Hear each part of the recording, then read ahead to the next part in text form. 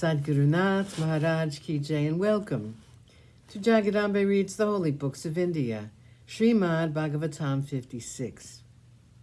As you may remember, Sati wanted to go to the Yagnashala, and her husband said no. The hurt caused by a cruel relative pains much more than arrows sent by an enemy. The enemy's arrows make you faint, and you are not conscious for long of the pain caused by them. Do you not know it? Your father loves you. In fact, he loves you most among his children. But then, he does not like me. He thinks that I insulted him, and he hates me. And so he will not treat you with the affection which you expect of him. Perhaps you do not remember the reason for his anger. There was once a Yagnashala which he entered. Everyone stood up and greeted him. I did not stand up and do likewise. Do you know why? When a person gets up and makes namaskar to another, the greetings are known as pratyudgamanam and abhivadanam. These have some meaning. The wise have said the inherent Purusha in the one greets the Purusha in the other. The respect is not paid to the person, to the body which holds the Purusha, but to the Purusha itself who lodges in everyone. But this father of yours claimed that respect should be paid to him.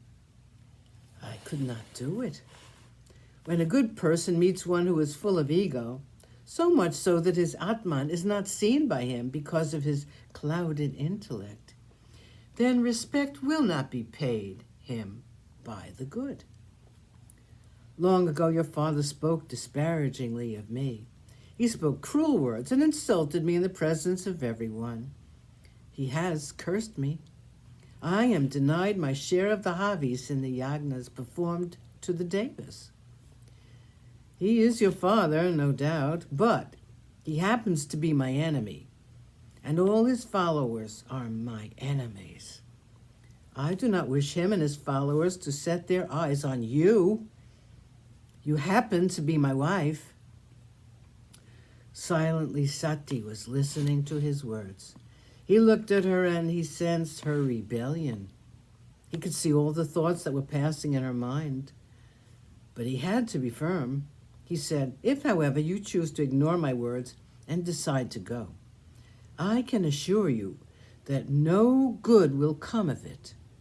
To the proud and sensitive mind, an insult from one's own people will mean only one thing: death. I'm warning you, you will not be welcomed by anyone there, since you're no longer Daksha's daughter, but Mahadev's spouse. Sati was very unhappy. Her husband had asked her not to go.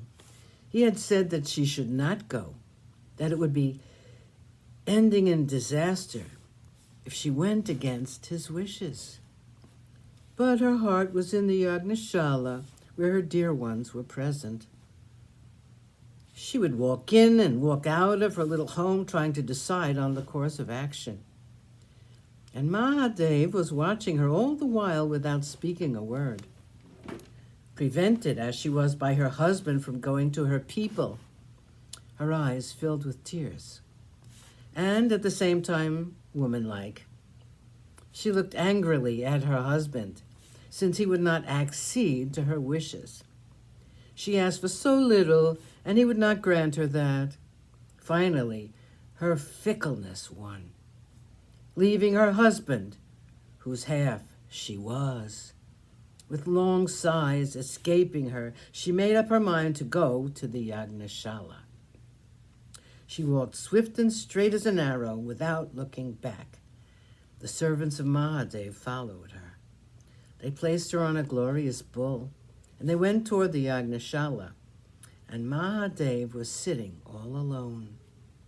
His mind was filled with sadness. 37.